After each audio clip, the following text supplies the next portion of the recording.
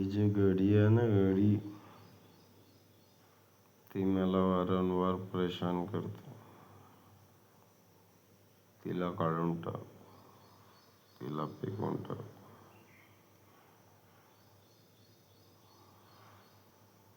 का बरं नको विचारू. Order is order. काढ, तिला फेक. मला असं वाटतं की या घडीमुळे निगेटिव्हिटी आहे. काढून टाक, फेकून टाक.